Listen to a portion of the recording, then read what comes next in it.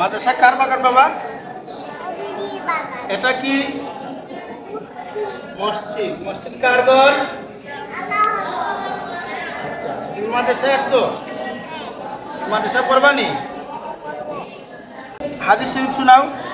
হাদিস শরীফ আকলিস্তিনাকা একফিকা লামালুল কালিল।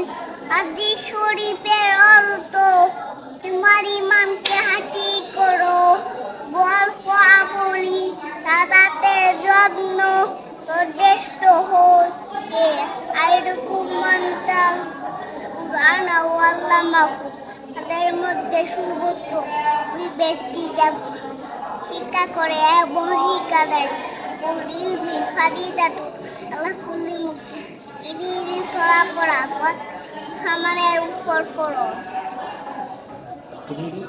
আত্মহুরুষ আত্মনির্ভর মিত্রতা ইমানের অঙ্গ। মাশাআল্লাহ। তুমি মাদ্রাসা কি পড়বা? পড়ব। এই মাদ্রাসা তোমার ভালো লাগছে নি? হ্যাঁ। মাদ্রাসার নাম কি? হাজিরিয়া মদিনাতুল উলুম মাদ্রাসা। আচ্ছা তো বাবা আবার বলো তো, মাদ্রাসা কার বাগান? নবীজির বাগান। দেখতে ভালো লাগছে নি তোমার? সুন্দর নি? অনেক সুন্দর। নবীজির বাগান দেখতে কি বেশি সুন্দর। মাশাআল্লাহ। এই মসজিদ দেখতে কেমন? বেশি সুন্দর। এই মসজিদে কি করোই? কি করোই? মাশাআল্লাহ। তুমি মাদ্রাসা পড়বাই? হ্যাঁ, তোমার বাইরে একটা সালাম দাও তো। হাত মিলাও, আসসালামু আলাইকুম। হাত মিলাও। আলহামদুলিল্লাহ ভালো আছি। মাশাআল্লাহ। ঠিক আছে।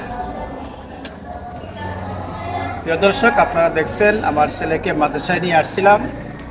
আমার ছেলে দেখি বলছে এটা মাদ্রাসা নবীজির বাগান এবং মসজিদ আল্লাহর ঘর। এভাবে যদি আমরা ছোটো বাচ্চাদেরকে শিক্ষা দেই, অবশ্যই বাচ্চারা ছোটোবেলা থেকে যা শিখাইবেন তাই শিখবে। এজন্য আসুন আমরা প্রত্যেকের ছেলে মেয়েকে এভাবে মাদ্রাসায় পাঠাই এবং মাদ্রাসা খার বাগান, মসজিদ খার ঘর এভাবে যদি আমি বলি, তখন আমাদের ছেলে মেয়েরা কিন্তু শিখবে ছোটোবেলা থেকেই।